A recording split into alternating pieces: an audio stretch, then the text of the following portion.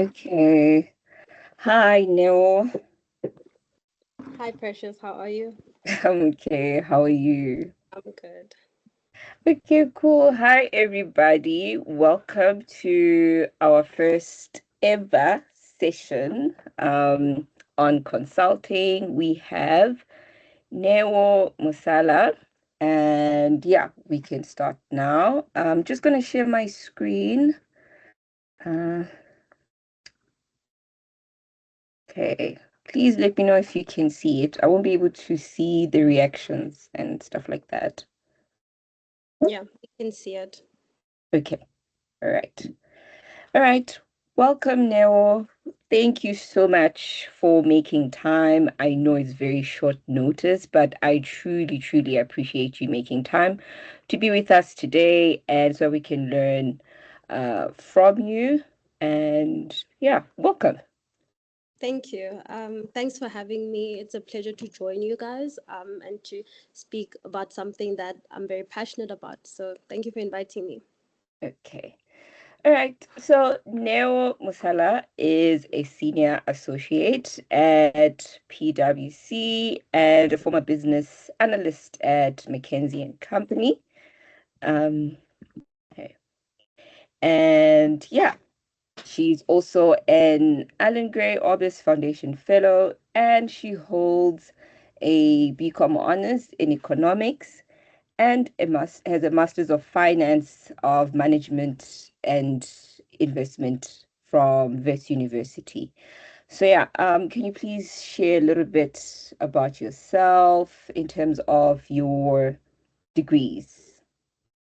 Yeah, so my background is in economics. I did my honors in economics at Wits, and before that, I actually was studying engineering. So I changed degrees, and my undergraduate is in law and economics. So my foundation is in both law and economics, and I also took political science as a minor. And then I went on to do my honors in economics because I was quite passionate about the field, passionate about development, industrial development in particular. And I went on to do that research in my master's around credit financing for industry in South Africa.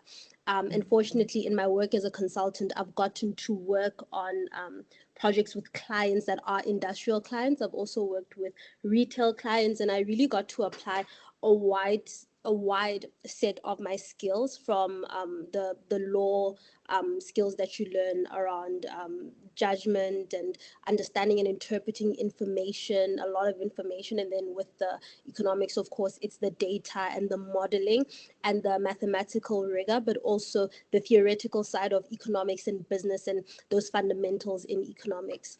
And then Mhm. the masters in finance also equipped me, even though I did while I was a professional. I think it's benefited me a lot in terms of my understanding of the broader banking sector, the markets, the financial side of our economy, as well as the real economy, which I studied a lot in economics. Mhm. And congratulations on your master's. Thank you. Phenomenal stuff. Yeah, Neo is one of the smartest people I know. So please be ready to ask your questions, okay? Okay, next.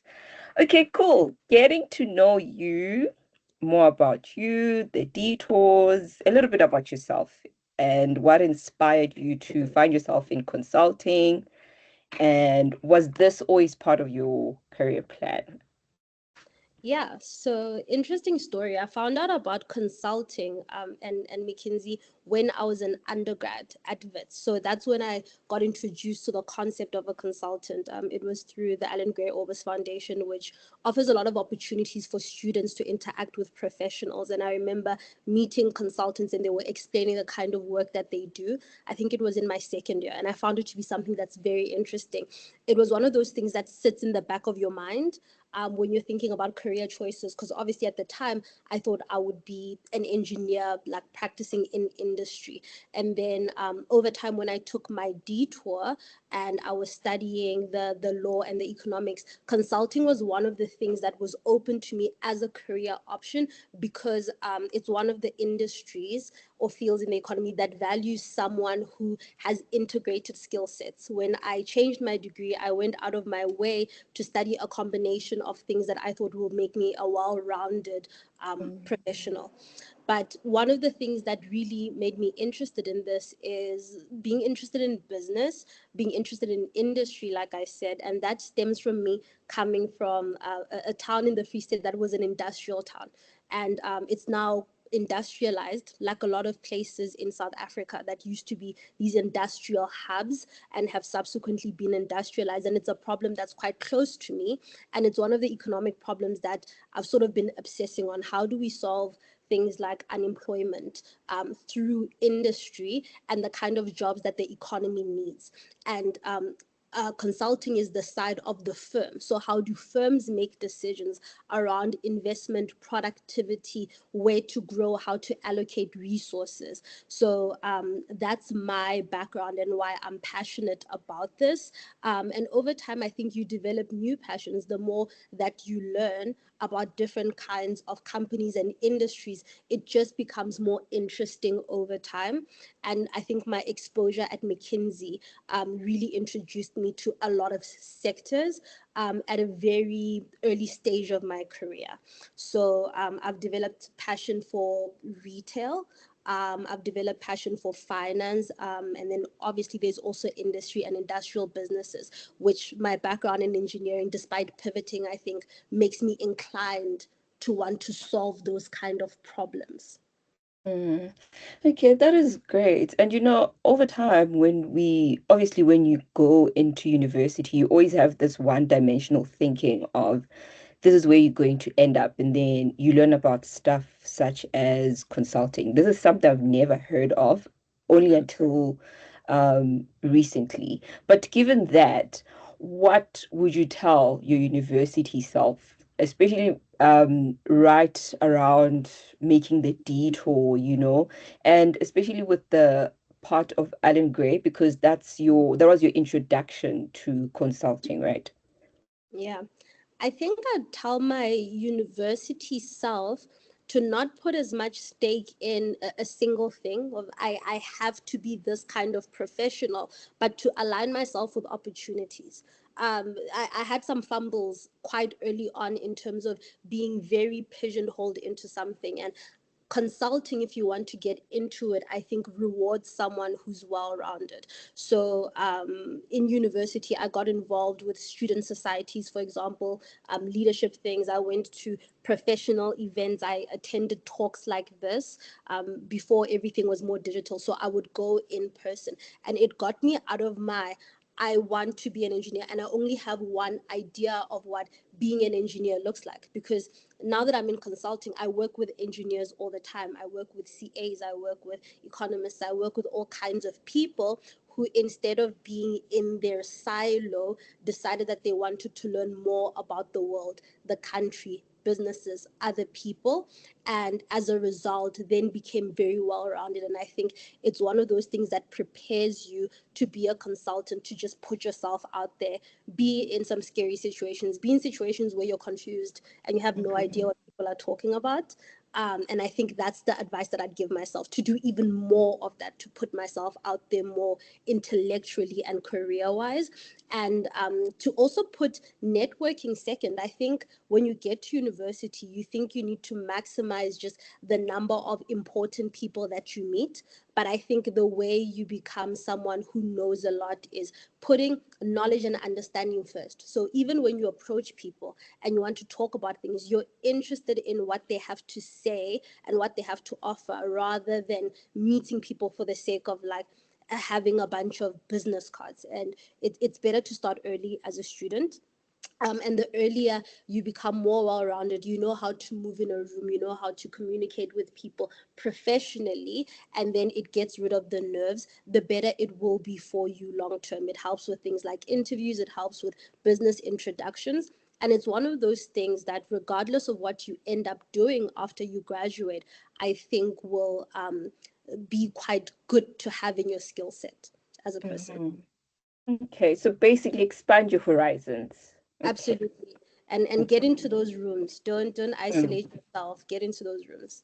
Yeah, and I think that's especially important because, with us UNISA students, we are online students. So it's very, very easy or extremely hard to put yourself out there because it's a matter of who do you even talk to? Where do you even start? Everybody's very secluded. But I think what everybody should take from this is just put yourself out there, expand your horizons, and yeah, you never know what happens. Okay.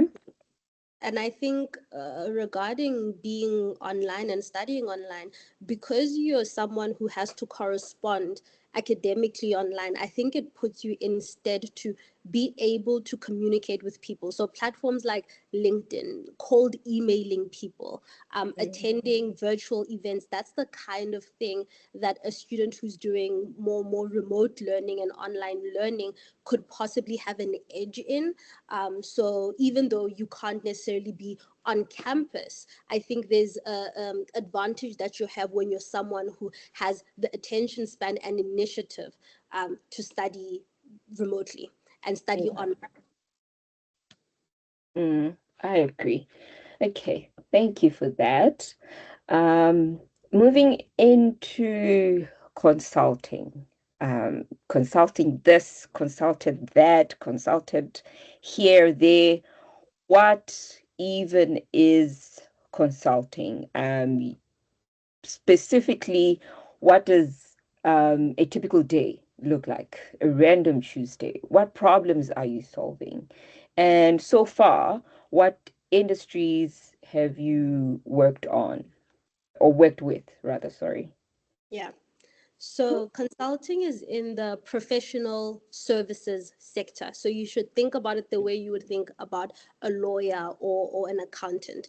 And typically, it's teams of professionals who work on these projects for firms. You will have a sponsor within a company who wants to solve a specific problem, wants to do a specific kind of analysis, and have it be rooted in the information and the facts that they have in the business. And oftentimes, what happens in a business is in the day-to-day conducting, especially of larger businesses, a lot of the information and the kind of things that help you plan and strategize and also put out fires fall by the wayside because people are busy doing their jobs, right? So consultants are a dedicated team of professionals who will be assigned to solving a specific problem, coming up with strategies and plans on how the firm can address it based on the information that the firm offers. And they stress test ideas that leadership in businesses have. They consult with staff within the business to further understand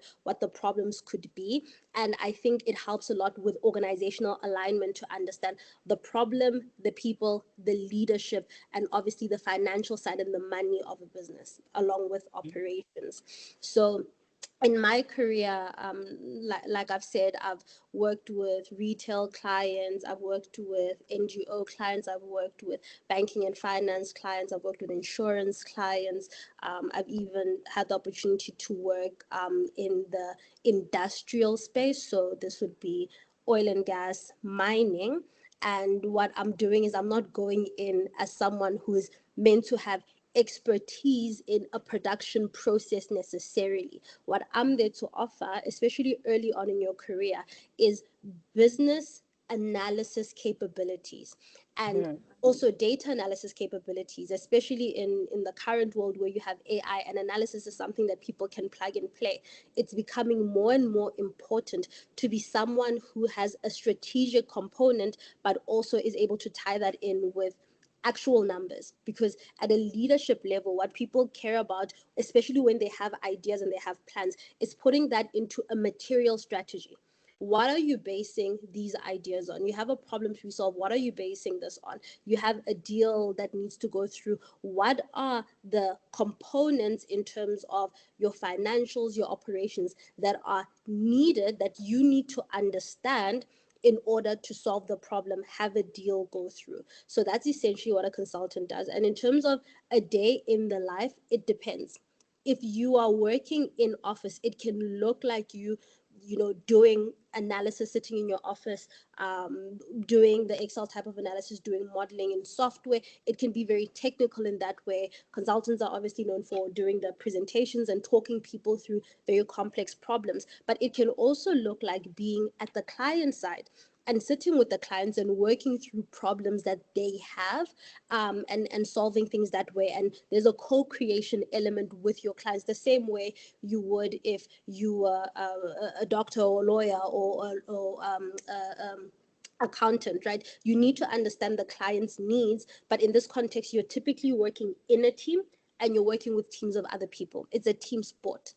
And in that way, you would find yourself at the client side, solving things as they come up, coming up with longer form reports, shorter reports.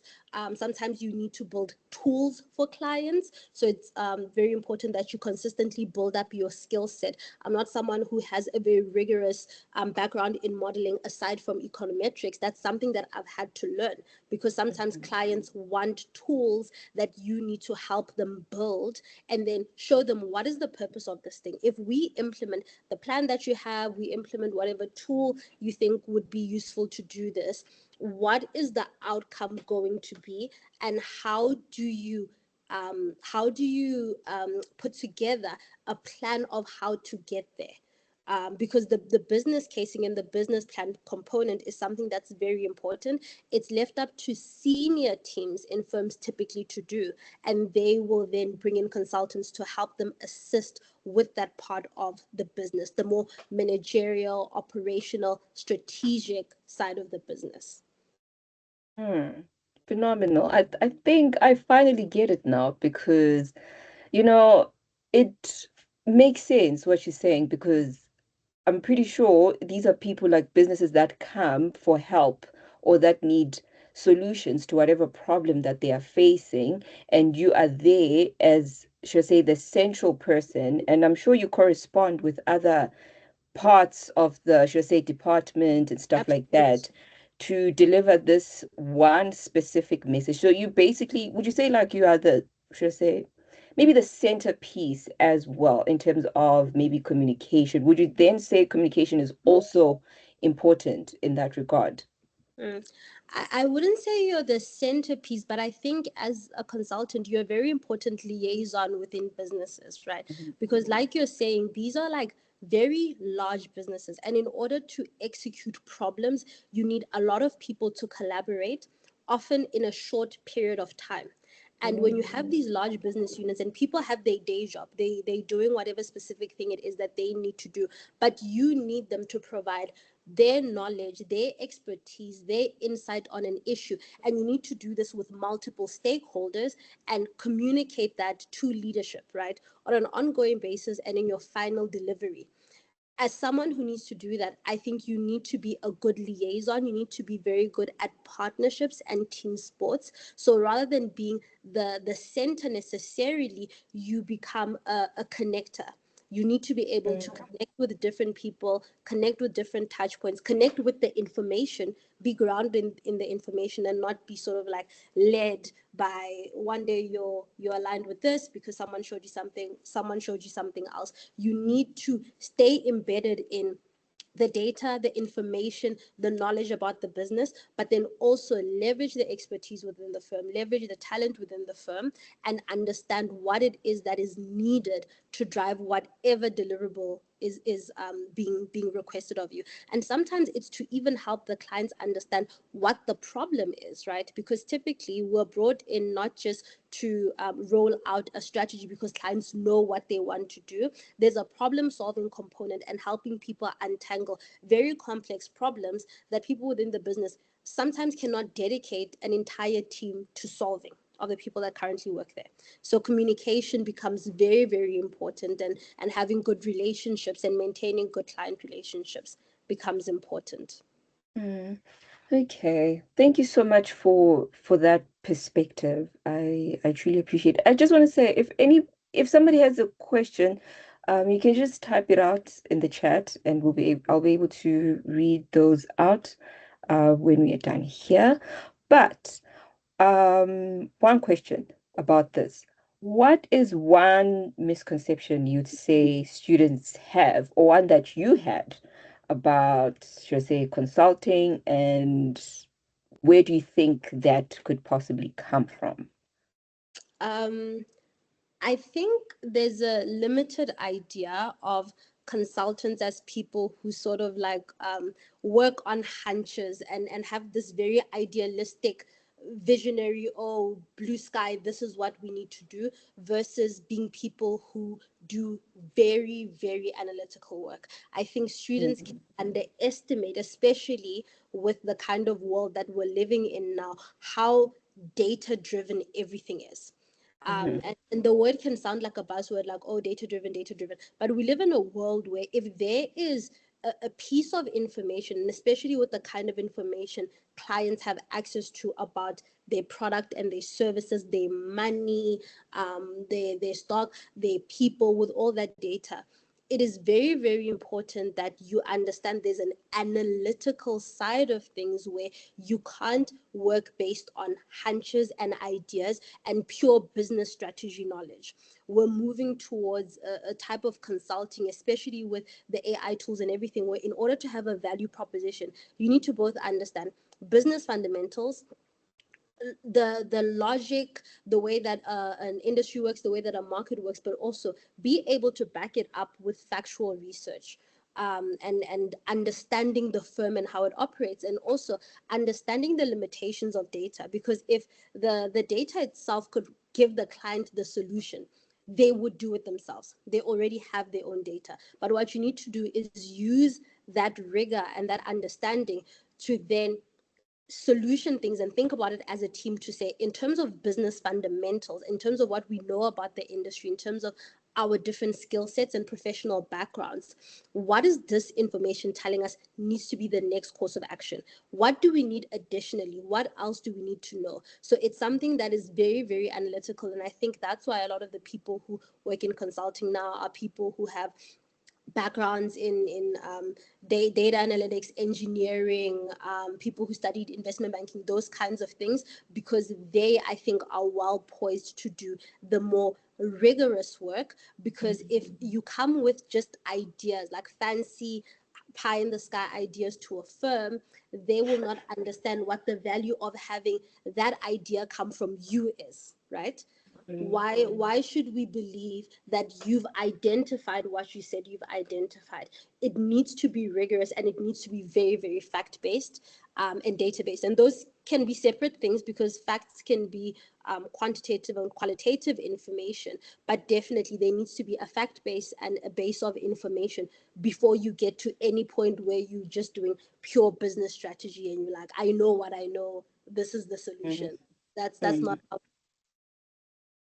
Okay, so yeah, it seems like data is really is the future, honestly, because you wouldn't think consulting would need data or numbers like that, but I guess that's what really surrounds the world. Yeah, Okay. it's what the world runs on now. Yeah. Okay.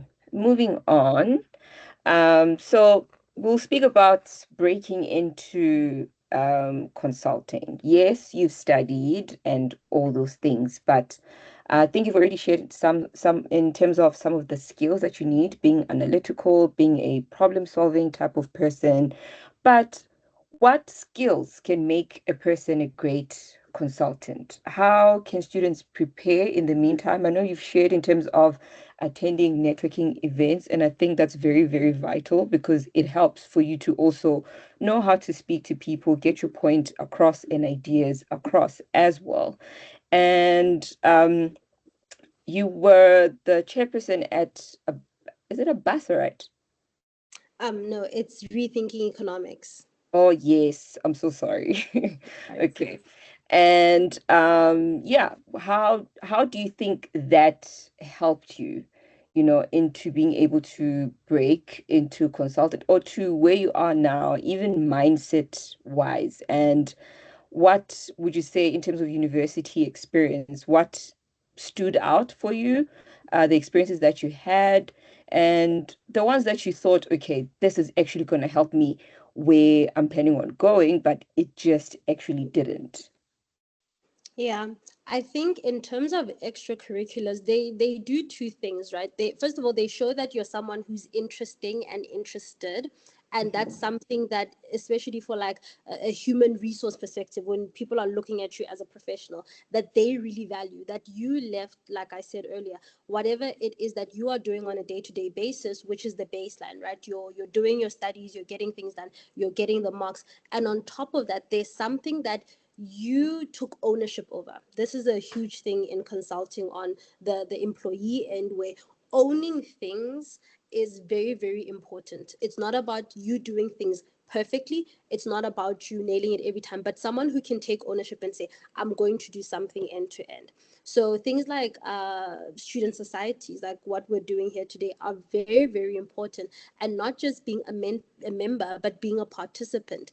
Leadership is also important. I think the leadership experience in coordinating things, in running projects, which a lot of university student societies do, is something that not only just looks good on paper, but it helps you as a person to know how to deal with emergencies, times of crisis, things like organizing events. I remember when we were organizing the Rethinking Economics Festival, you would have things come up because you're now dealing with real world things. You need to coordinate with stakeholders, right? You're a student society, you're hosting an event on campus. People need a place to stay. You need to make sure the students are okay. You need to make sure students are safe. The kind of planning that goes into it, the financial planning, right? And doing your due diligence with the money that you have is something that's important. So the extracurriculars, I think, are a really important part of that. Another thing that is quite impressive and I think helps people, which I wish I'd gotten to do more, is people who run their own businesses, their own platforms when they are in university, because that's also something that shows that you are uh, disciplined and you take initiative enough to run something on your own, right? And it doesn't have to like make the most money in the world. It doesn't even have to be profitable. For you to show that you started something and you were able to have the follow through is something that equips you with the confidence to do things, to follow your ideas, right? The knowledge. You would be surprised in the course of participating in things how much you actually retain when you see a problem, how you can easily recognize to say, oh, I've dealt with this problem before, right? Especially when it comes to the project management and bureaucratic side of things, it's something that you don't get explicitly taught, and I sometimes doubt that you can be taught aside from being taught strategies on how to run a project, right? Like, oh, sequentially, this is how projects should be done. When you have to stress test yourself and you're stressed out and you have to make decisions and you have to solve problems on the spot, you need the communication skills. You need to know how to handle your stakeholders in high pressure situations. I think that is the best way for you to prepare for what it will be like when you're in a professional environment, particularly in consulting, because we do deal with a lot of tight deadlines. The profession is infamous for that. And in that situation, you need to be someone who can keep the mental clarity to solve problems, not freeze or freak out, and then still be someone who is personable, right? It's a team sport. So it's very important that you have experience of working in teams, and the extracurriculars, the business experience, the organizations, things like volunteering, I think will equip you well to deal with real life when life is lifing. But as a student, I think you can deal with things in a more contained environment, and there's a space where you can make mistakes and it's not going to be catastrophic. And once you've made mistakes and you've seen, oh, things are fixable, you can recover, the kind of stress that comes with running something and having it be your responsibility is not something that goes away, but it's something that you can then manage to say, this is on me, the buck stops with me. If I don't execute on this, no one is going to come in and do it. So that's what extracurriculars help with. And another thing that I always forget to speak about, but it's important, is sports. People who have played sports, have led in the sporting arena, have a mindset that is so sort of like resilient against high pressure situations, working with other people, dealing with conflict. And those kinds of things are essential, I think, for any professional, but especially in consulting because of how we work in teams and in high pressure situations. Mm. And I can imagine because you probably speak to different people all the time. So you really do need to know how to speak to people, have the resilience if a person is not understanding what you're saying, if there's a bit of a pushback and all those sort of things. And there's a perfect segue for everybody that's here to join the Nest, which is our entrepreneurship space. If you're an entrepreneur, that's where we get to have these sessions as well. And another thing that you said about what was it that you said? I'm not too sure. I forgot what else you said. I'm so sorry, I forgot. But yes, in terms of your extracurriculars, are these things that maybe come up in terms of what do you call this? Let's say you have an interview Yes. and they do come up. And I see a lot of questions. Let's say you're applying, you're doing like, is it psychometric test or whatever those tests are, where they ask you in this situation, how would you deal with this or how did you deal with that? I see how that comes. But Yes. um, stuff like these extracurriculars, do they get to ask you about it in like an interview? Yes, it's Mm, very important. So typically, what you will have is you will have the business case interviews, mm, and then you will have a personal experience interview or professional experience interview. They have different names for it at different firms, but it's essentially this is an interview where, like you said, you'll be asked about situations where you face challenges, and the challenges will vary. Sometimes firms can get very, very specific, like you'll be told, okay, this is a situation, how would you deal with it? Sometimes they'll ask you about yourself, and they'll say, what is a time that you had to deal with you had to get stakeholder buy-in for something, and the stakeholder was reluctant, and how did you go about solving that? And they aren't just looking for you to say casually like, oh, we had a fight but we ended up working it out. They want you to think about it like you're thinking about a structured problem, right? To say, I mm, had a problem in the situation, this is the first step that I took, did it work, did it not work, right? Or I did this in order to be able to do that. Because as much as interactions with people can't be done as a calculation or a formula, you need to show that you are thinking as you act in situations, that the mm, discernment is there, that the way that you approach solving problems with people isn't combative. You solve problems with people. You don't treat people like they are the problem. mm, So that's where they'll ask you, how did you manage? Is there a situation where you manage conflict? How did you handle it? Is there a situation where you had to convince a group of people of something? And I think the extracurriculars lend themselves to that because they aren't trivial. There are stakes, right? It's one of those things that if you don't get it right, there are actual consequences. And I mm, think that it having stakes shows that you actually had something to lose in this situation, right? It wasn't just the thing of, oh, you're just going to look bad. There were people who were counting on you to execute, and you were able to show up and execute. There were people who were counting on you to, handle problems within a community, within a team, and maintain relationships. And you were able to maintain those relationships. There were people who counted on you to be, someone who has integrity, and you showed that you're someone who has integrity. There are people who are counting on you to turn something around on a deadline, and you showed that. So I think these extracurriculars and things that you do within your business, and within any venture that you do in your capacity outside of just the in classroom education is something that you're going to get asked a lot. And the more you do and the more you actually care, because people can also tell, if you are just telling them a story or you're telling them something that's a realistic situation that happened. mm, They're trying to get you, they're trying to understand the way that you think, what makes you tick, what things are limitations for you, what things are development areas that you need to work on. Because the other thing is, you can't come in and say, oh, we have this problem, but I smoothed it out, I was the hero.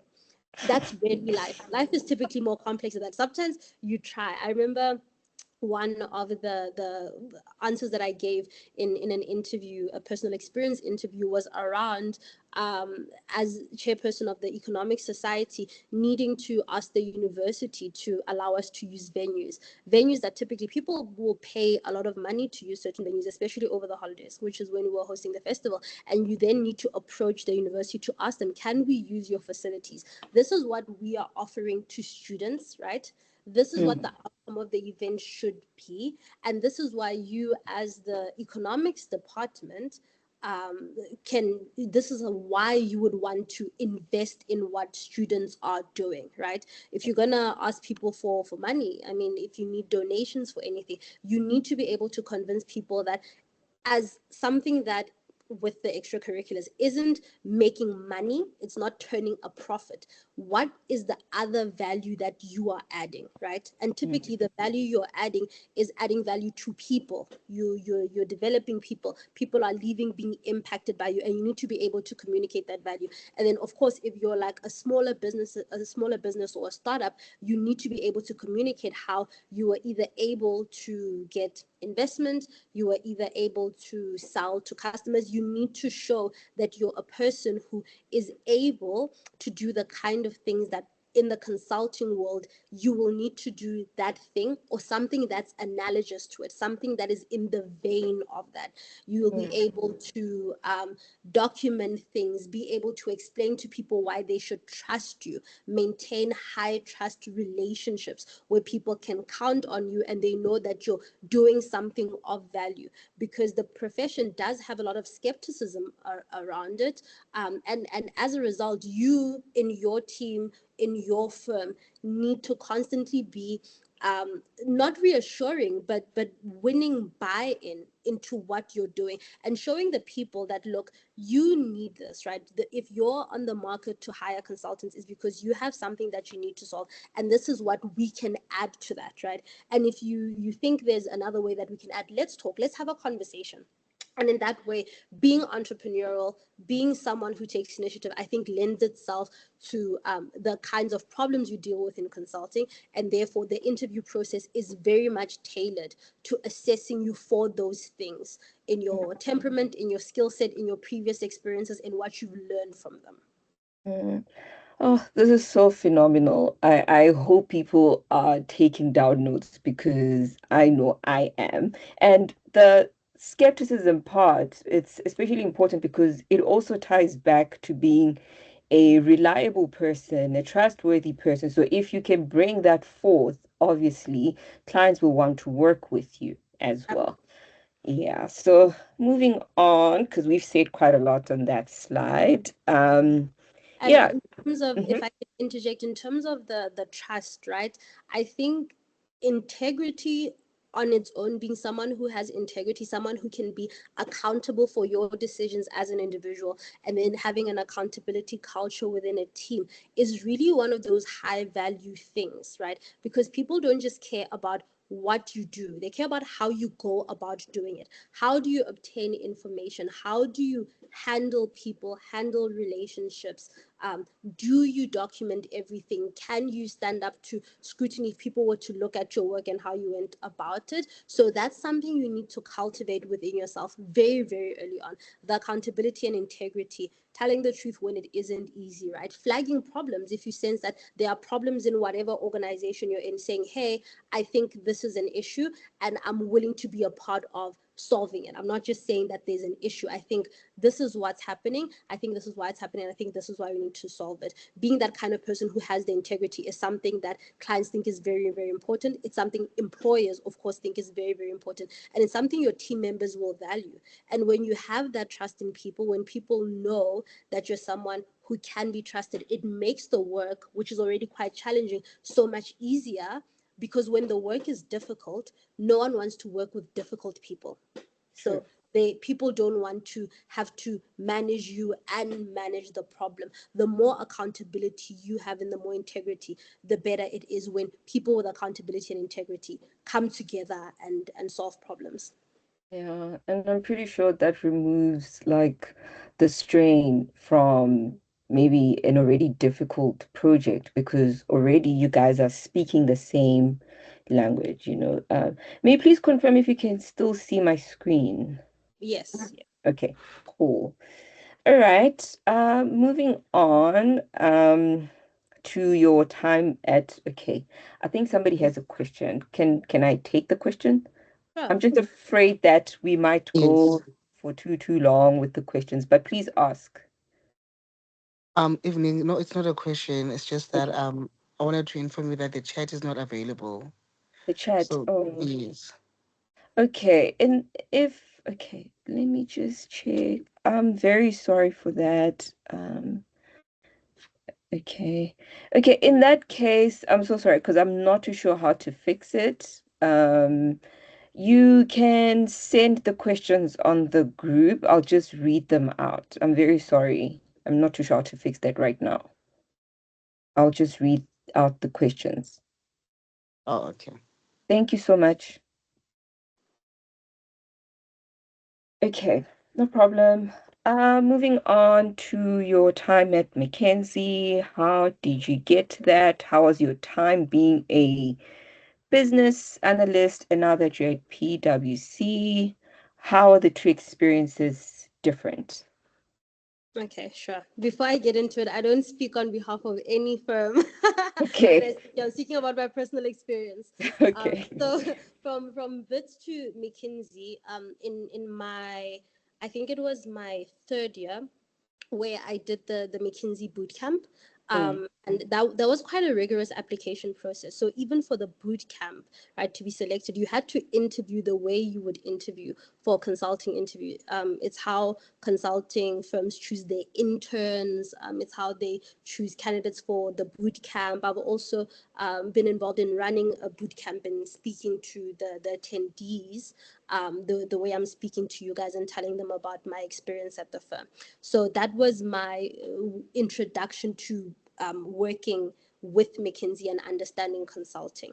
And it was when I was in my third year of doing it's a BA. I did a BA in law and economics, right? So I applied, I went through the interview process, and then when we did the boot camp, it's sort of like you doing the kind of case studies and the training that consultants go through and getting that as a university student. And then after that, I interviewed for the role.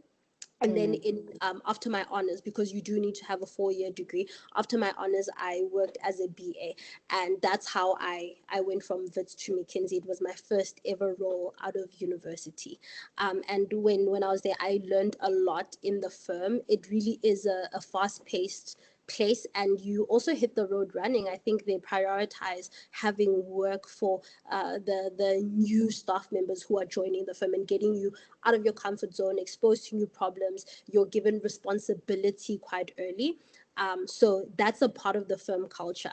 And in terms of people, the people in consulting are really, really wonderful people. I think sometimes, especially with the sort of like lore around the MBB, I think people can imagine that it's a place because it has a lot of smart type A people wouldn't be sociable, people would maybe be standoffish, but it wasn't like that. It was quite a welcoming environment, a diverse environment, an environment where the people really aimed to understand their colleagues and their clients and understand people and interact with people, and not in the process of trying to get things done, then mistreat people or anything. So it was a great first job. mm, And then in terms of what motivated me to move from PwC, so typically what happens with consulting is people will get the entry level role where you're like an analyst or an associate, and then it's encouraged for you to get some type of experience. People go to business school, they do their MBAs. It's also quite common, especially in the West, for people to do their MBAs.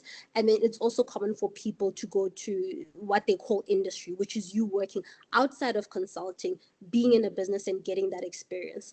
And my experience was that was international workplace group. I worked there as an analyst, so I didn't actually go directly from McKinsey to PwC, I worked as an analyst for it's the number one office company in the world. So it's like WeWork, but it's quite large. And I was working there as a performance analyst before going to PwC. And my exit from consulting was motivated by a very typical story of wanting to get exposure outside of career consulting, because you realize very early on when you're working as a junior, people are looking at you like, what do you know about doing my job?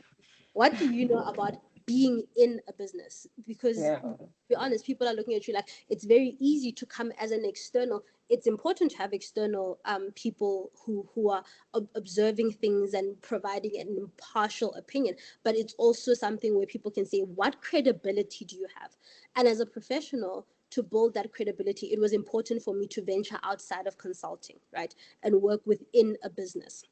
And then after that, because I was doing very intense analysis, performance analysis work in quite a large company, I was feeling like I was ready to get back into consulting.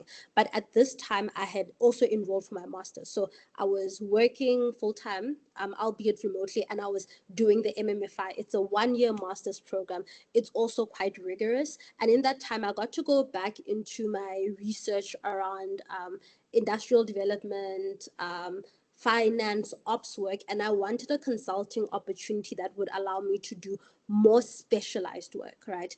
And I think that's what my role currently in PwC offers me, because I'm in PwC Deals, which is consulting work and advisory work. They use the term advisory, but it's more specific to specific business situations, specific industries. There's more expertise involved. So what I work in is in the turnaround. They traditionally call it turnaround, but it's special situations and turnaround. And essentially, there you are helping businesses that are in situations where either they have a revenue problem, a cost problem, they are dealing with cash flow issues. So you're dealing with businesses that are oftentimes either at the beginning of the distress cycle, or they're already quite deep in it. And when you're deep in it, it's when businesses are in business rescue. That's the kind of situation my team deals with. And I was quite excited to when the opportunity came up to explore that, because I think being a generalist consulting is something that is extremely exciting. I know people who do it for decades, and as you become more senior, your expertise grows, right? The longer you do it, your expertise will grow. But being in industry, being in a specific type of business and in a specific type of sector, or understanding businesses that are in very specific type of situations operationally, is something that I really want to do. And because of the nature of the advisory work that we do, we also deal with a lot of industrial businesses, especially with operational. So it's like operational restructuring work that we do. Versus financial restructuring, which is a different thing. But sometimes you get a combination of both, and I think my skill set lended itself to both. So that motivated me to go to PwC, and it's a place where I've gotten to do very interesting work thus far. I'm quite early into my PwC journey, but I've really gotten amazing opportunities, and I've also gotten to step into a more senior role in a team where I do have more responsibilities. And I think PwC allows for the staff to do a wider range of responsibilities and things within the team, especially with how you interact with clients. You're involved in the business side of the clients versus just being an analyst doing analysis, right? While in other firms in MBB, you typically get the partners and more senior people dealing with the business end of client relationships, looking at the bid that you're putting through, looking at the scope of the project and being involved in putting that together, rather than getting involved only once the project is up and running. I'm getting to do that at the moment, and it's quite interesting, working with budgets, things that are not the most fun. It can be quite bureaucratic, but dealing with risk and budget and those kinds of things as a professional and as someone who potentially wants to go into business is so important, because there needs to be a scaffolding. When you run a project, there's someone who needs to deal with the risk element of that. There's someone who needs to understand what we've agreed to with clients, and to plan that part quite well. So that's the difference in my experience. And I find that when we try to generalize firms, first of all, firms are constantly changing, especially in consulting. The PwC I'm working at right now is not the PwC someone was even working at 5 years ago, right? Because it's constantly changing. Even the teams are changing, the business units are changing, and the McKinsey that I worked at is not the same as what someone will be entering when they're going to McKinsey now. So firm culture in general, yes, you can say there's a consistent firm culture, but your experience will be so individual depending on the time where you work. Working post COVID gave me a very different consulting experience at McKinsey, because post COVID there wasn't as much of the travel. Consulting was known as a profession where you are not going to rest, you're going to be up and down at different clients. But post COVID, clients were more willing to interact online. So there's certain things that you are now able to do digitally, and you would go on site if you literally needed to go to a mine, you needed to go to the factory, you needed to be at the client office for something. But there's also an element of being able to do more work, because now you can work in teams outside the country without people being concerned about the cost. So the time that I joined consulting was a very different time. And I mean, people who join consulting now are going to be getting their first consulting job in the time of AI. That's another disruptor, right? So in terms of firm culture, I think the key differences between McKinsey and PwC would be that especially in deals, because PwC has a consulting element that is very, very similar to the MBB, but I'm in deals. I'm dealing with a more specialized form of business case and business problem typically. It's a part of being senior, but I'm getting more responsibility. But in terms of people and culture, the McKinsey office I was in was smaller and more close knit. The PwC office is bigger. There's so many more people to speak to and network with, and both of those things are wonderful, right? Being in a very big firm, I think if you do it correctly, will always have something interesting for you. And being in a smaller firm can also offer a lot of close business relationships. And in terms of the ways of working, at PwC, I have a team and they are my team, and I work with the same people all the time. At McKinsey, I was getting staffed on different projects. So that creates a completely different, the day in my life looks completely different, because at McKinsey, I would be working on projects that would be maybe 3 months, maybe 6 months, maybe 12 months. And then I would work with that team for that period of time, with that manager, with that partner, and then I would have to change, which was really, really challenging at the beginning, because it's like, not only is the problem that we're solving new, but the people I'm working with, I have to get used to new ways of working. But I think it developed me quite well as a professional. And that created the environment where people were very sociable, they're very open, because you have to be, you're going to be working with different people all the time. And then now at PwC, I'm working with a team that is quite consistent, and then you get to build a lot of relationships and form roles and niches and understand the different things that people are good at. So to really be seen consistently by a group of people for your strengths, to they understand your development areas, and in that way you can actually grow a lot in a short period of time, because the feedback that you're getting and the way that you're growing as a professional and the people you're growing with and co-creating with are the same consistent team. At least in advisory. And then you, of course, get to work with other teams. There are opportunities to move around. But that consistency in a team sport is something that I'm really enjoying the experience of. Okay. Before I forget, we have a question, especially for the fact that you mentioned something about AI, right? Yes. Somebody says we are obviously seeing a huge AI boom right now, and valuations are getting pretty stretched in some cases. How do you tell which clients actually have a real AI edge versus ones just riding the hype? And practically speaking, how do you help clients adopt these technologies while making sure they are not left exposed if the market corrects or the bubble bursts? You know, the AI bubble that's Yes. currently happening.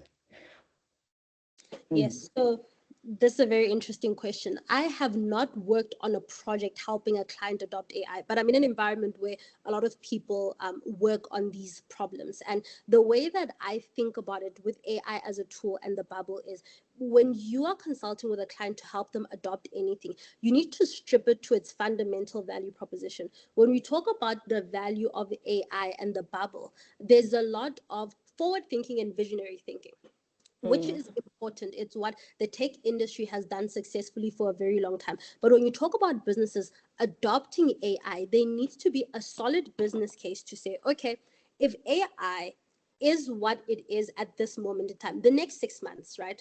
What is going to be the edge that you can get from that? How is it compatible with your current skill sets and capabilities, right? And how are your people going to adopt the tool? Is there a use for it? What is the sentiment around it? Are you going to be able to develop your staff so that they are able to leverage it in a useful way? And then in terms of the kind of business that you do, how is it advantageous?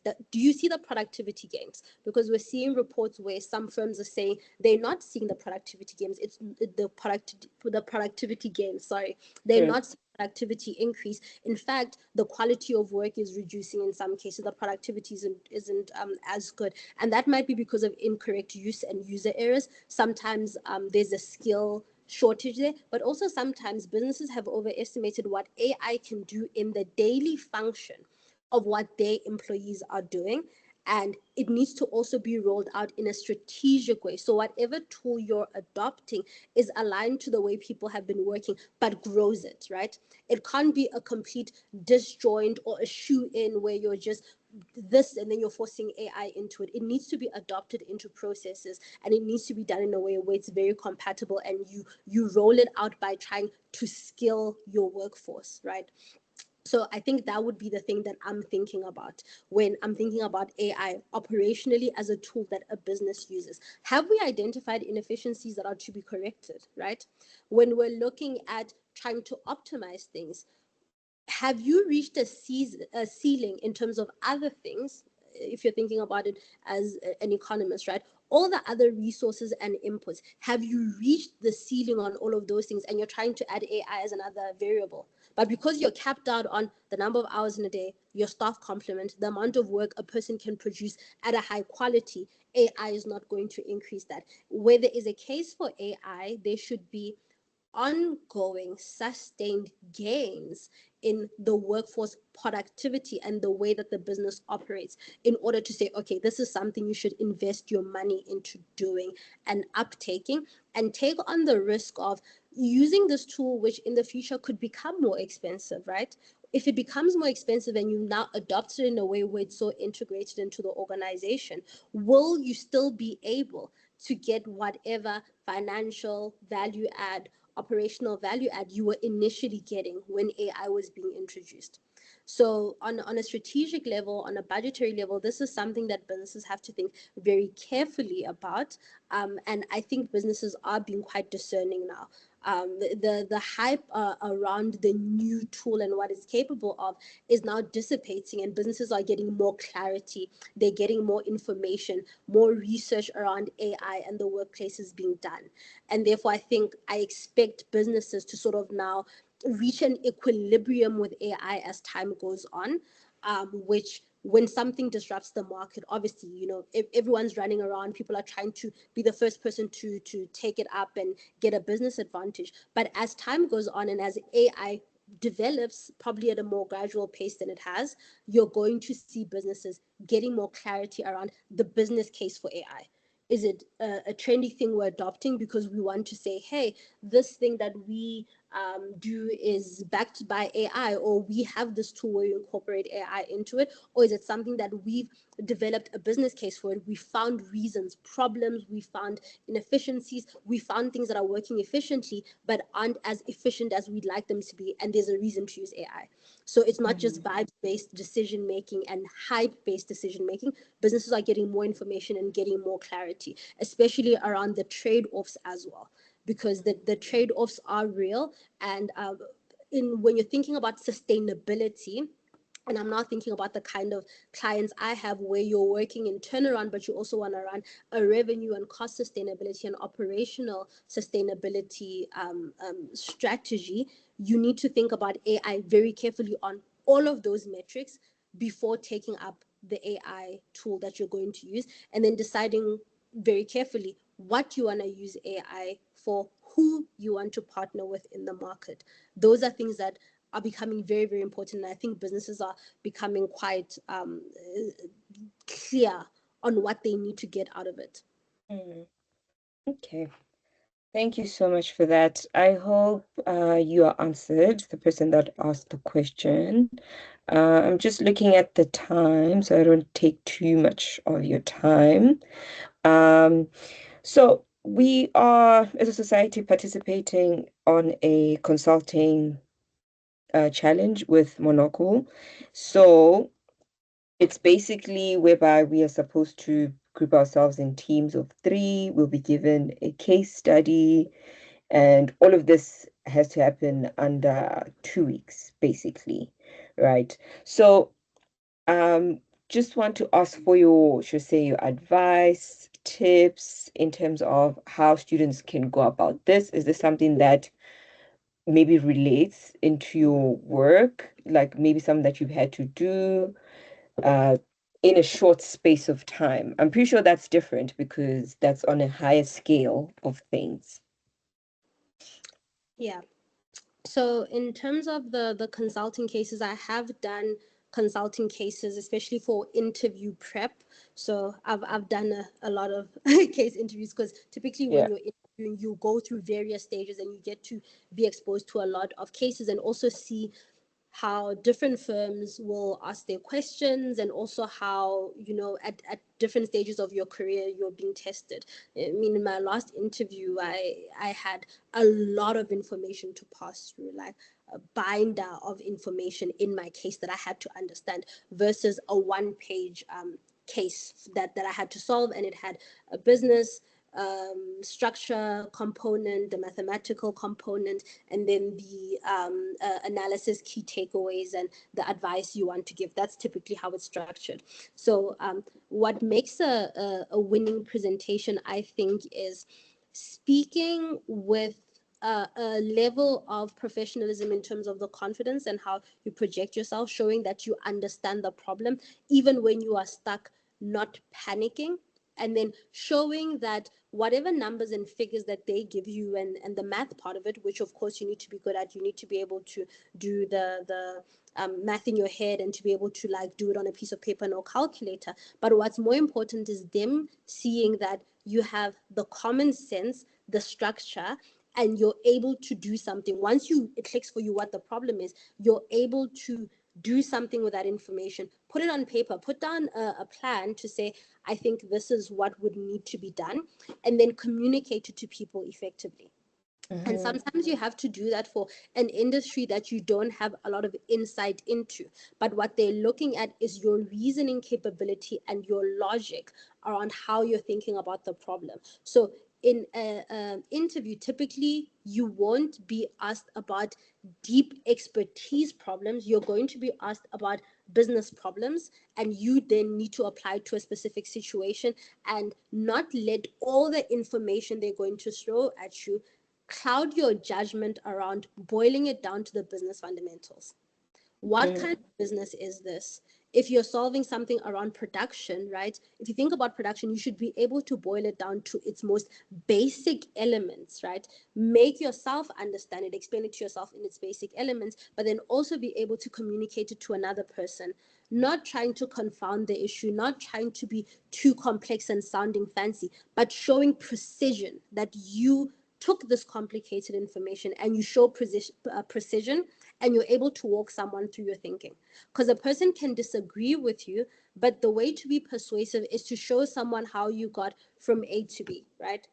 Even in your calculations, you were given this number, you're given how did you get from this number to this number, and decide that you were going to multiply them. It gets to that level of basic where you need to explain, okay, why did you decide that you were going to multiply this percentage with this number, right?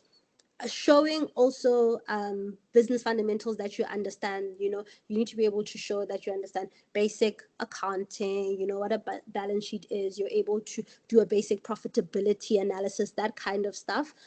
So regardless of your background, you need to be able to show that you understand those economic and financial terms, and you know what your EBITDA is, how to calculate it, how to calculate your margins, right? If you're dealing with a liquidity case, you at least know those basic formulas, and usually you will get consulting materials online that will show you all of these formulas you can memorize. But if you're able to understand what it is you're trying to understand with that formula, you won't need to memorize all of them, and you're able to build it like a puzzle. And if you're building it like a puzzle, even if one component is off, the person can see that logically you're taking the different information components that you have, and step by step you're building a case, you're building a picture, and then at the end of the case you're supposed to persuade someone on what their next steps would be, and not persuade them because you're just so convincing, but because you've walked them through the information, you showed them how you've built this puzzle and put it together, and then you say, look, this is the puzzle that we have. What do we need to do about this puzzle? That what do we need to do requires a lot of creativity. It requires you to be very knowledgeable about what's happening in the world. You need to be reading about businesses. You need to be reading about markets. You need to be reading about international trade sometimes. You need to be reading about those things. And sometimes it will help you to get ideas while on the spot, because you have to be very creative. Sometimes you give an answer and they're like, there's more, like you need to give more, and that more needs to come from something. So the knowledge base, keeping up with the news, keeping up with business news, reading the more boring business publications sometimes, where they're talking about maybe a type of industry you're not particularly interested in. Sometimes it helps, because now you're being asked about the mining industry, as a case, and for you to understand how mining operations work just practically, right? After they mine the stuff up from the ground, what do they do with it? How does the transportation works? That kind of basic logic and knowledge about how the world works is so important when you're dealing with a case where you've never heard of this process before. You now need to talk about the financial aspect of it, the operational aspect of it. You need to tell someone, when you are faced with this problem, what are the different things you would consider, and structure that in a way that it's MECE, right? So it's mutually exclusive and collectively exhausted, I think, where you've covered all your bases, but also you're not repeating things over and over. You're very clear. This is the one box I'd consider, this is the other box. Where things have overlap, you're able to communicate that, to say, yes, there's an overlap between your operations and your sales, but I'm going to separate the operations into speaking more about people, and then the sales will be more around the customer. And then you need to show that you understand how you think about solutioning for a customer problem versus an internal business problem, an operational problem in the manufacturing or the sales or whatever. So in that way, that's how you would approach solving a case. There's a lot of resources online. I don't think I need to talk you guys through the structure of a case, because that's available on YouTube. But I think I'll share more about the experience of what to do when you're stuck, because it happens a lot. And in order to get unstuck, sometimes you feel like there's a lot of pressure on you, because people are, you're being looked at in an interview situation to solve the problem. And to get unstuck, you need to be able to ask the right questions. You need to get over the embarrassment and panic of hearing things and you're discombobulated, right? You need Yeah. to break it down, right down to understanding the sentence that you're reading, the sentence a person has said to you, asking clarifying questions. If you don't understand and you want to get more information, feel free to ask, is there more information? Sometimes there is. And then being able to calm yourself down and sit with yourself and say, what is it that I don't understand about this? Is it the word? Is it the math? Is it that I don't understand whatever business metric is being communicated here? And identifying what has you confused and panicking, and prioritizing, not trying to be perfect at everything, is what helps you solve cases fast. What helps you make sense when you're talking to other people. So you don't take your confusion in your mind and then take it to when you're presenting. You Yeah. can never sound confused when you're presenting. That's very, very important. Mm. Oh, thank you so much for that. And I think from what I'm getting is you need to ensure that you understand the problem to the T, because if you don't, you obviously won't be able to build from that and you won't be able to come up with a solution for that. So there's a couple of questions coming through. I think we have one more slide and then I'll read out the questions and give people time for questions. Okay. Okay, I think you've already shared a little bit about this, but just to ask, in terms of analysis or storytelling, would that depend on maybe the case that you're given? Um, I think storytelling would be the overarching thing. So it's not more important than analysis, because you can tell a good story and it doesn't matter because you didn't understand the problem and you didn't show that you actually the information. But I think storytelling is overarching and it comes first, because when I say you need to make things make sense to yourself and other people, that's what storytelling is, right? Because analysis is transforming data into information, right? Because data is like a bunch of numbers and words and stuff, and then information is a message, right? And then taking that information and then prioritizing the information, what is important here, and then turning that into insight. And insight is connecting the bare numbers into an actual, this is what's happening, this is what we can infer from what's happening, this is what we need to look at and prioritize. So that's the analysis. The storytelling is you looking at a problem and saying, okay, I'm going to develop a hypothesis around what I think is happening. You do the analysis. How do I want to break down every aspect of this problem and make sure within those building blocks I say the problem, the how we've synthesized the different information, the insight we're getting out of it, the solution on a single slide. Typically, it's why consultants make slides. You need to be able to tell a story where someone leaves that not feeling more confused, not asking more questions, whatever questions you are putting forth to a client, to an interview or whatever, you need to be able to answer that. In an interview, they'll be the ones asking the questions. When you're actually working, you are the one saying, look, what is going on here, right? What do you need to do in order to optimize your process? You need to be able to close that loop and make it make sense. And then all the different parts of your story need to flow from one another, and you need to be able to what they call being top down. So ending with the key takeaway, that if someone stops listening to you, if you guys stopped listening to me like 30 minutes ago, what is the key thing you remember about what I've said today, right? Yeah. What is the point? What is the point? You've been saying all of these things. This is happening, that's happening, that's happening. Okay, what is the key takeaway, right? What is the key takeaway in terms of what's happening? What is the key takeaway in terms of what we need to do? And that's what storytelling helps you to do. And if people wanted to be bogged down in the details and the minutia of things, they would be the ones going into the trenches by themselves. They want someone who's going to give them actionable, as precise and accurate and reflective of reality as possible, information that is actionable and is also prioritized in terms of saying, look, we need to focus on what's important because we don't have infinite time and infinite resources. And I think storytelling helps you do that, but analysis is what underpins it. So you're not choosing to prioritize whatever thing is your favorite to talk about that day. So you're Yeah. prioritizing based on what people know is reflective of the reality. And when you have to make trade offs, which is typically what happens when you're solving problems, problems can have a lot of drivers behind them. And it's like, okay, what do we focus on first, right? um, if we have an end crisis that's been formed over multiple years through multiple courses of action, what is the thing we need to address first, right? If we're trying to do a growth strategy, where do we attack first? What is the main thing that's going to set us apart in a market, for example? That's the kind of thing that you need to be communicating. So the storytelling is important. Your analysis has to be tight, but you never want to do a lot of analysis and end up with no story, Yeah. because people are not going to remember exactly what decimals in a number you said, that you said it's this and this, that. They're going to remember what you said that means. What does it mean? Why does it matter? What should I do about it? And that's what the storytelling is.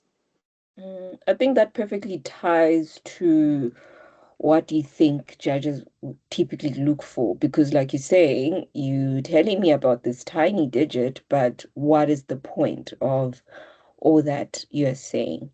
And yeah, I think finally, how would you recommend that a team of three divides the work amongst its members?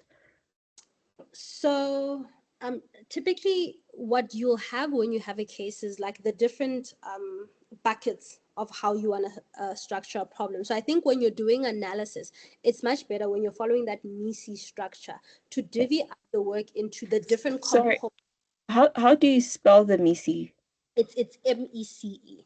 Okay, thank Yeah, you. so it's mutually exhaustive, no, mutually exclusive and collectively exhaustive. So all the things that you have are separate, they're not overlapping and repeating, but also they cover as much as possible all the possible things that could be going on in that scenario. And once you've divided that up, so the way that I think about it, right, is typically with formulas, what you have in physics, in economics or whatever, is you will have the different variables are MECE, right? They shouldn't overlap. They are MECE. And then when you put them together, they are supposed to be equal to whatever other variable or whatever other number. That's how I think about being MECE. And in the business textbooks, you'll see when you look online, they'll talk about the consulting, like these consulting templates that are used. All those are like the Porter's five forces and whatever, is an attempt to be MECE, to separate things, to understand, okay, there's a customer, there's a supplier. These are separate things. We need to address all of them. When you're working in a team of three, I would divide the work up that way. So at least in terms of content and the numbers you're going to focus on and what you're doing, there isn't going to be duplication of work. And when you're it will be quite impressive to show your judges that you can understand what a work stream is. When you're working on a project, typically you will have people working across work streams that are also independent in order to be able to develop different aspects of whatever the project is and the deliverable at the end that you need to do. So if you're looking at something and it has an operational component and a financial component, you will have those work streams. So to be able to show that in a team that you understand the work streams would be good. So you can use that for the analytical component. You can even use that for storytelling, because once someone's been very deep in the numbers and the information and the word sums of it all, of a side of a problem, they are best placed to strategize on it and then build the wider messaging and the content around it. And then what you can do is come together as a team and understand your findings and how you synthesize it into saying, okay, we have these different aspects of the picture. A lot of them are interdependent. Do we understand the different things we've worked on enough to explain it to each other very, very quickly? You need to be able. Is the way that we structure the problem not contradicting each other? Are we not saying different things? So that's how I would divide the work up within a team in terms of the themes or the different components of what the problem entails. If you can divide it into three, that's great. If there are more aspects, I would divide it based on the workload, because sometimes you have smaller aspects of something that maybe one person can deal with two of the thematic things that are going on, right?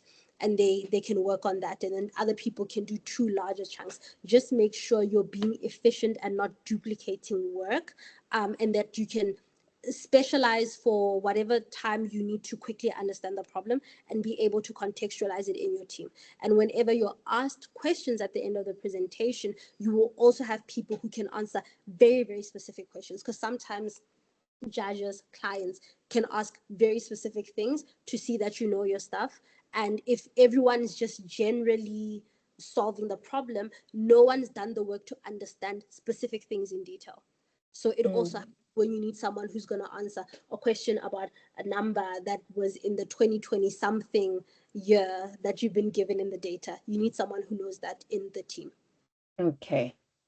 All right. Great. I think wrapping up just this final part before the questions. Um, yeah, if you were to go back in your final year, now it's like which final year? Because you got three now. Knowing what you know now, what would you do differently to lend a consulting role? I think I would have done more collaborative cases. So for case interviews, you can print out the case interviews and do them by yourself the way you would do an exam, right? And write out the answers, and then maybe you practice talking. But I think I should have done way more with the people who are also interviewing for consulting roles, the people on this call, pairing up and interviewing each other, like doing the mock interviews and doing a lot of those. Because when you do a mock interview, you still get to do the math, right? You still get to do the structure and the communicating and the saying, this is what we've identified, and talking through it. But now you have another person who can give you feedback on how well you've explained that. Because the pitfall in casing that we don't talk about is the fact that you can identify the problem, you can have the right thing on the page, but communicate it in a way that is so confusing that your message and what you're trying to get across doesn't land, and it's not convincing enough. And that can be the difference between you and another person who got 1,560,000 whatever, right? You guys can get that same number, but the difference between them landing the role and you landing the role is how you're able to communicate the business's initial problem that they set to find out. So I think that's very, very important, practicing with people and collaborating in that way. It gives you an edge. And also when you are giving people case interviews, you also see what mistakes other people make when they're under pressure, when they're on the spot. So I Yeah. would have dedicated more time in my final year, instead of being cooped up somewhere, stressing, trying to watch as many YouTube videos as possible, into practicing with people who take it seriously. Because if you get derailed and you guys aren't disciplined with it, it can not be that fruitful. But if you're disciplined and you guys sit and you say, we're going to do 5 cases, I'm going to ask you 5 cases, you're going to ask me 5 cases. 5 is a lot. Let's say 2. You ask me 2 cases, I ask you 2 cases, and you set to do that, and you end up doing 20 cases. Those are 20 cases that you've gotten to discuss with someone now.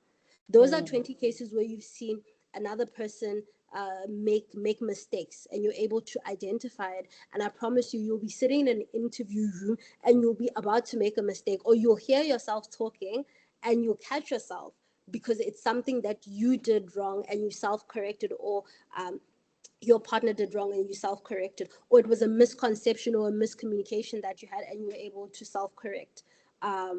Even things like how you speak, so pacing, sounding confident, sounding calm, having clarity, you can only achieve that when you're talking to another person. Your interviewer is going to be a person. People get confused if you're going on and on like I am right now. You lose people. So Yeah. you need to be very, very aware of the fact that your interviewer is a person, and people need to be spoken to in a way where you capture their attention and you come across as convincing and competent and confident, and like you're also able to recover when you've made mistakes. You don't get flustered, because that's a really huge thing that can happen. So practice, practice, practice, practice with people, do cases by yourself, but also focus on forming the buddy system, is what my friends and I used to call it, where you're doing cases and you're doing them with different people, different interview styles come across. You'll be well prepared for a real interview.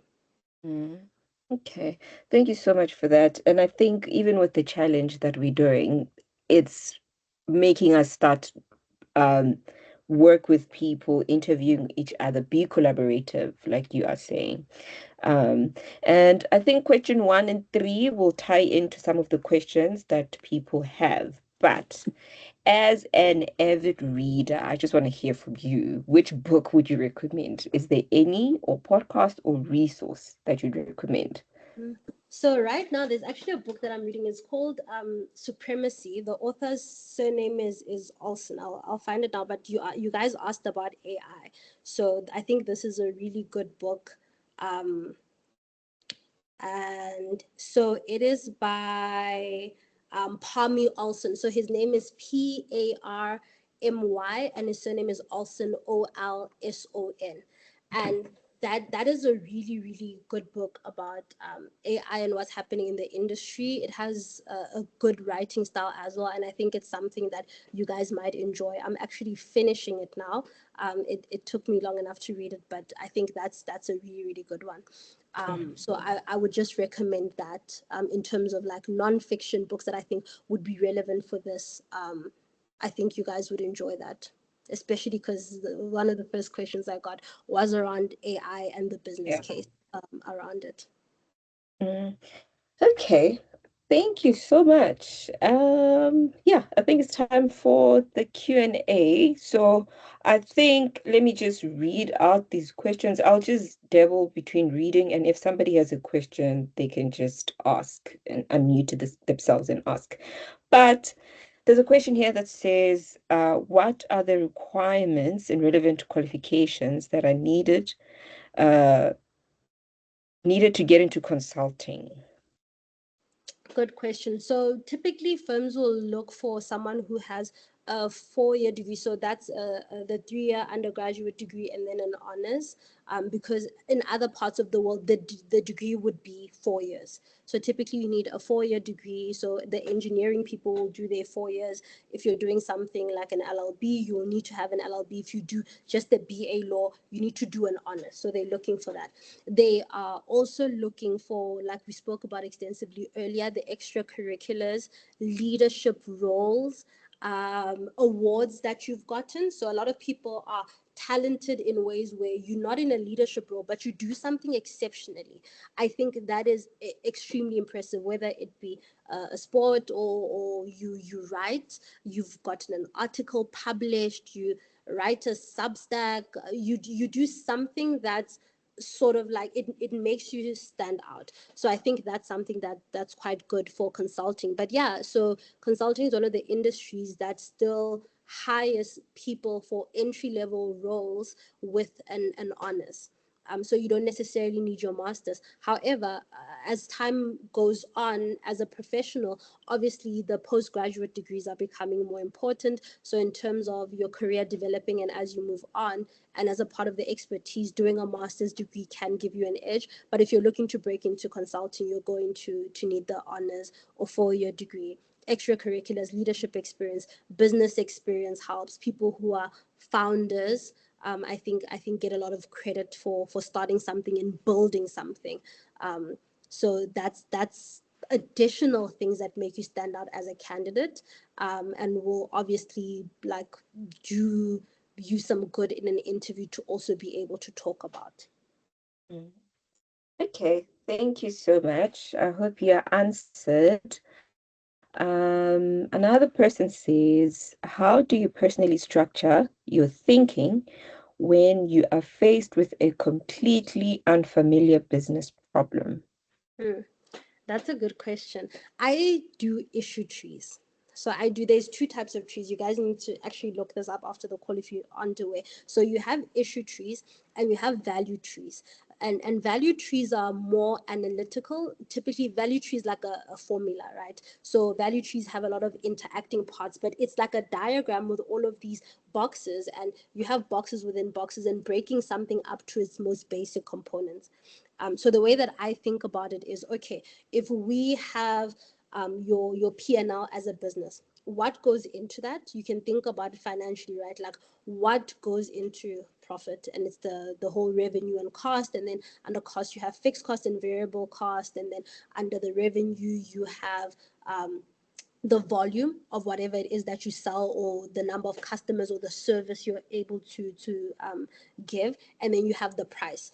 That's how you can break things down. But the layer below that, where you now have to think what factors into price, what factors into price setting decisions, that's where now the more theoretical side of a business comes in, right? You need to know how businesses price their goods, and that's where you need to think about what the price of the suppliers are and all of those things when you're thinking about price. When you're thinking about the revenue, what goes into volume? The number of sales, right? The number of sales that you're able to get. And when you think about problems in that way, where you're trying to break them down and drill down from the general to the specific, I think it makes things far easier to transverse, versus what I think is a kind of a mistake you can make is starting with various discrete bits of specific things and trying to build them into something.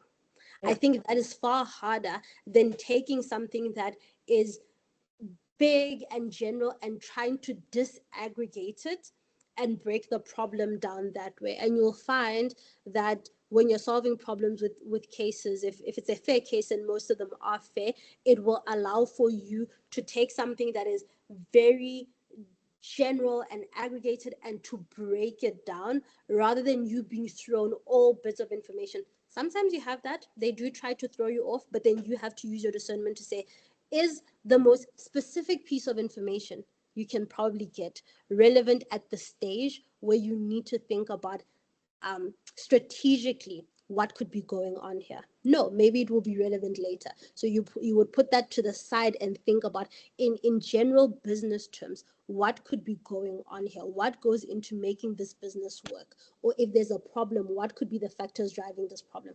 And then breaking it down like that. And typically they will say, we have a problem with sales. It's not going to be extremely esoteric where they don't even tell you what the source of the problem is.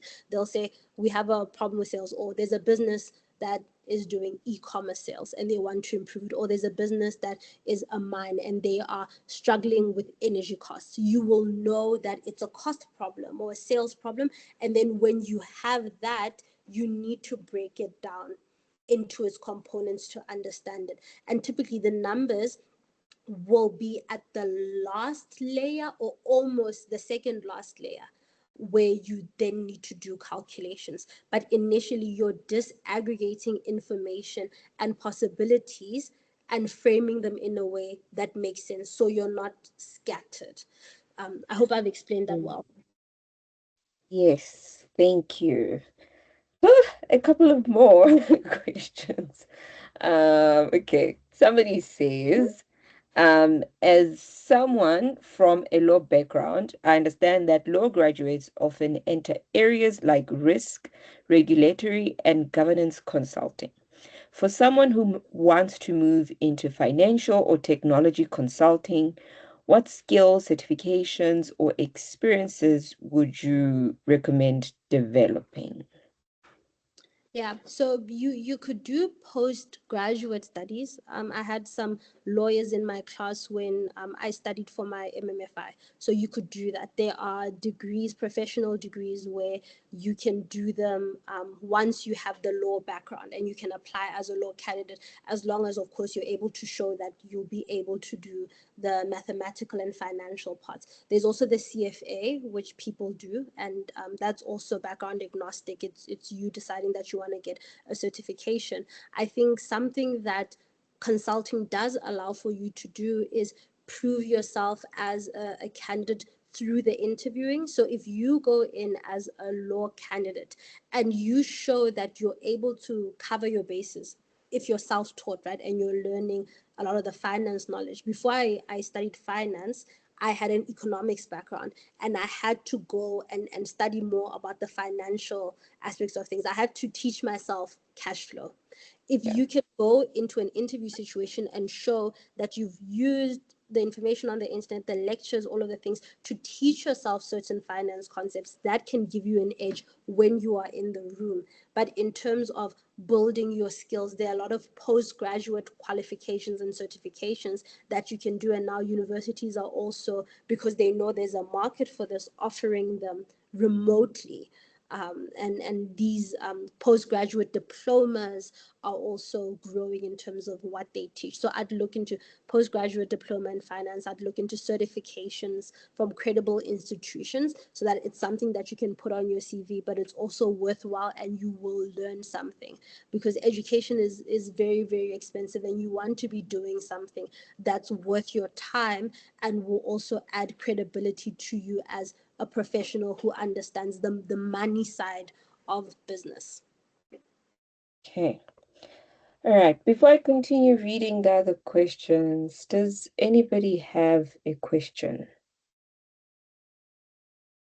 that they can just unmute and ask?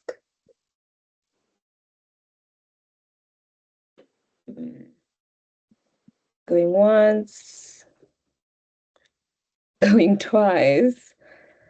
Okay, I guess not. Okay, somebody asked, can you please, okay, listen to this one. Can Miss Mosala, I love it. Can Miss Mosala give us an example of a project she has worked on, maybe a recent turnaround strategy?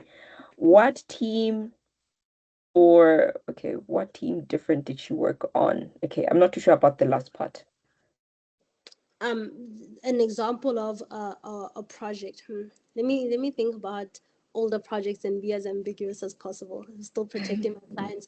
So I worked on a project with a large mine, and they had business units at the time that did have turnaround concerns because, Sorry, as you know, sorry, they say they meant different expertise. Sorry, you can continue. different expertise. Oh, so when you're doing turnaround, you have practitioners that are like business rescue practitioners, and that's something that a lot of people either have qualification in or they do.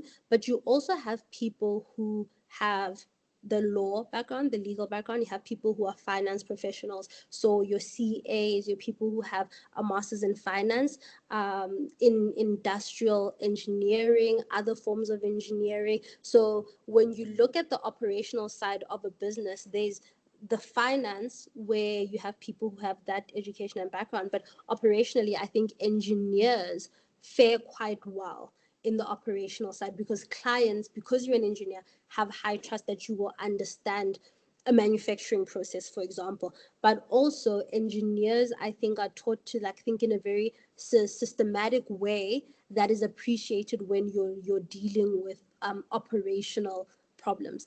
But that doesn't preclude anyone else from joining. I mean, I work with people who come from humanities backgrounds and were able to teach themselves about the financial world and business operations, and they are doing quite well. So if you can get your foot in the door, and you develop your skill set on an ongoing basis, your undergraduate and honors don't have to be a limiting factor in the type of consulting you can do, but you do need ongoing professional development. I mean, I'm going for trainings. I put my hand up for things all the time. I'm going for a financial training in the next 2 weeks because I know I need to learn more. And now that I'm in deals and I'm working with people who, do valuations and do M&A, their financial valuation methodologies and things that I can learn, right? There are things in M&A that I can learn. So being someone who's willing to adopt those skills, I think makes a better consultant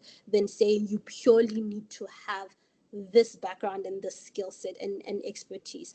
But when people have been working for a long time, I mean, you have consultants who have worked with players in the retail space and they've worked with all the big players in the retail space, and that's super super valuable because now it means that you have relationship and industry knowledge. You were there when decisions were being made and contributed to them for a very very long time, right? And if you come from a background where, let's say, for example, you worked at a mining company, that's something you can leverage and that can be your expertise. But if it's something you want to get out of, you then need to use whatever skills, right? If you want to change and move away from focusing on a specific industry, you can then use whatever skills you learned in mining, adapt them to manufacturing, adapt them to retail, learn more. And I think that's the kind of expertise that consultants, I've seen often leverage and bring to the table. It's a lot of brilliant people that I've worked with. Yeah, so it's intersectional basically. There's a lot of working together, skills here, skills there, but thank you so much. Are you Sometimes able? the skill Hmm, isn't in the team. You have to get someone from another team to yeah. work with you guys and develop you, because you Hmm. you will be expected to learn a lot of skills on the job, from other people. And having people from diverse backgrounds means that you don't really have an excuse to be completely clueless about a type of business, types of strategies, types of solutions, what works and what doesn't. And that's how you build a portfolio of different areas of expertise. Okay, are you able to take two more questions? um what time is it? Yeah, sure, I can do two, but I need to be short because I think I'm also answering at I length. mean, it's a packed topic. So, like, So sorry to disturb. Can I just ask one question? okay. Sure. Yeah. Noah, you've mentioned quite a lot. Thank you so much for sharing. It's so appreciated. You've shared, obviously, that above just, studying, which I'm assuming a lot of us in this live are doing, apart from studying, the extracurricular activities you've mentioned, joining societies or groups outside of leadership groups. You've also mentioned certificates that you can, do. But there's also, what can you do, or would you say we can start doing to prep us for when we get to the consultancy jobs, that we are able to interpret this theoretical knowledge that we've accumulated into, like practical stuff, like in your thinking direction, your muscle, like what are you supposed to be looking at when you're looking at the data and all this information that you now have, but then now you have to interpret it to, what's relevant to, you're dealing with. I don't know if you understand the question. I understand. So I think your question is also around like self-preparation and being self-taught. And the one limitation is you're never going to be an expert on every industry, especially if you haven't worked in an industry. It takes years to build the kind of expertise, right? You can do one of two things. You can identify an area. So let's say, for example, you care about retail and consumer packaged goods. You need to understand the business of retail and consumer packaged goods. And what happens when you start keeping up with businesses, do the Khan Academy thing. You can do that, like trying to literally take the finance course, the business studies course, the economics course, and learn about it that way. But when you learn about specific business models, you are then able to learn about a business model. So you're learning how to learn, right? So for example, if you can understand how businesses that are operating with low margins, right? If you've seen one, you haven't seen them all, but you've learned how to deconstruct it, the right questions to ask in a situation. So you can learn by learning about a specific type of firm, a specific type of industry, a specific part of the value chain, learning about a whole value chain. There's so much information online now where people will teach this. There are people who offer entire courses, like class by class, module by module, online for people who are studying courses in university. So there's that. The other thing that you could do is do the general understanding of business, and this is you going to the business school textbooks and trying to learn that way. It's you going on YouTube and learning about business 101, right? Profitability analysis. Keeping up with the latest and greatest about how people are thinking about that is also really, really important, because some of the models and the structures can get quite old. But if you're someone who stays up to date with contemporary business practices and things that people are doing and problems that are being solved today, if you can keep up with that, I think it would do you well. So learning quite deeply about specific types of businesses, the operations, the financing, learning about that. You can learn about general industry and how it works in a business, how to do a business plan, how to do like those kinds of things, like the core documents that you need to understand to be able to interpret. I remember when I was doing my research for my honors, it was the time where, because I did economics and you don't read financial statements in economics, I had to teach myself how to understand financial statements for my research, right? So I went from reading journal articles and trying to understand journal articles and the math behind it or whatever, to then needing to understand the financial statements of developmental banks from all around the world and interpret them. And that has done me so much good, because the financial statements are some of the first things you will want to look at when you are going into a business, right? Even to understand what's been happening operationally, it tells the story of what's been happening in the business. And oftentimes in the reporting, you will get communications where you can get the CEO of a company communicating what's a strategic priority for them at that time, and knowing how to read that and understand that and take a nuanced approach to why is a business trying to communicate a certain thing at a certain point in time. That kind of skill, you can prime yourself to just understand that. the cash flow statement thing I taught myself. It's something you can go on YouTube right now and say how to do a cash flow analysis, right? I had to relearn how to do like accounting, like balance sheets, because it's something that comes up, and that skill is something that will never be irrelevant. So you can really do practical, tangible things where if you're put in a situation where you don't understand the context, you at least know fundamentals that can direct you. Yeah. Thank you so much. Thank you for your question. Okay. No, does anybody else have a question?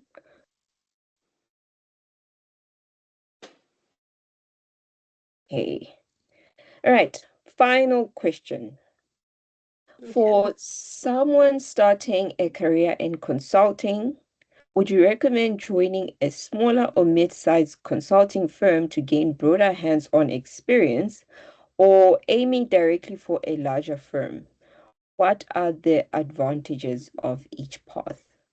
I think it depends on what your priorities are, right? So if you're someone who just wants to get into consulting and you want to pursue all the opportunities you can aim at both. You can aim at the boutique firms, you can aim at the larger firms. The preparation and the effort will be similar regardless of where you're trying to join. You still have to do interviews, you still have to, prepare and put in the investment in order to land the role. I think if you're someone who wants to work with larger businesses, big names in industries, obviously that's why a lot of people are attracted to MBB, right? They want to first of all work with senior executives. They want to or work with senior executives and the partners who work with them. They want to work with the larger brands, well-known businesses, because those businesses will typically hire the larger consulting firms because they have the budgets. There's also the big four, so those are like larger firms as well. So you can work with them if you are looking to say, I want to work with JSC listed companies. If that's a priority for you, then you would want to work at the larger firms. I think the work experience you will get with your clients, the office environment and the office culture, and the approach that a business takes to your professional development and how they see you and your career are the things you need to consider. And then you need to do your research, go online. I was reading everything. I was reading the formal commentary. I was on Glassdoor. I was reading books. I was on Reddit reading people's experiences because they're employees and they work at firms are consulting. If you go there and you start to see certain things that you say, you know what, I don't think I would want to work at a company where, for example, I don't get hands-on experience in presenting. More senior people will present. Find out what the company that you're trying to interview with, how that does that, how they do that, right? Like what the approach they have towards that specific thing is. If you have deal breakers, if you have priorities, you need to assemble your priorities and your deal breakers and then see in the market what firm has that. But also, I would not deny myself the opportunity of seeing a role from a firm and knowing that I can get my foot in the door, I can get experience, especially in South Africa, right, where there's an employment issue that we have with qualified people who can't get access to opportunities. If you see an opportunity and it's not the perfect thing, but you know you will get closer to your ultimate goal by doing it, I would recommend it. And then I would prioritize those three things I spoke about. So the kind of clients and work that you want to do, understand very, very well what kind of clients, what kind of work a firm does before you commit to saying, I want to work at this firm because of a name or something. Make sure that you're very, very aware of that. It will also impress your interviewers when you now have to talk about why you wanted to interview for that company. And then the thing around taking opportunities and then considering your professional development. If you see consulting as a stepping stone to doing something else, what is that something else?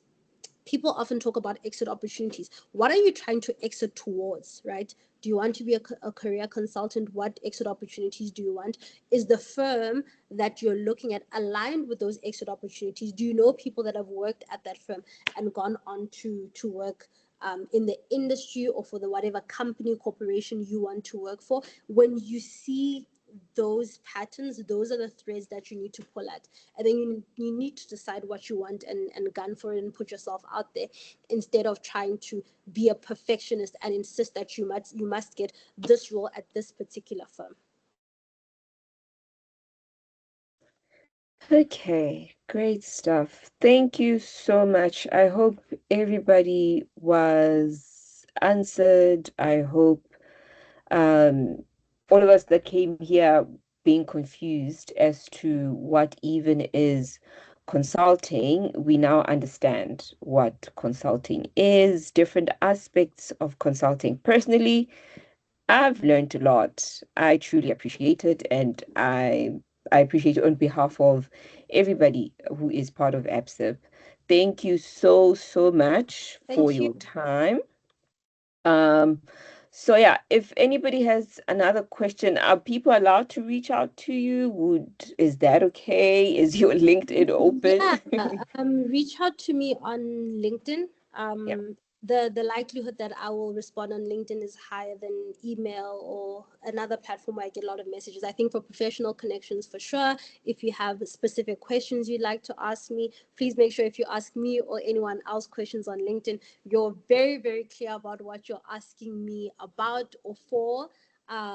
It makes sure that people can answer you, and I think a lot of people are so helpful. If you ask someone for information, people will take time out of their day to answer your question. It's actually, sometimes it warms my heart to think about how many people I've reached out to, asking about organizations, asking about qualifications, saying, hey, I see you've done this master's degree.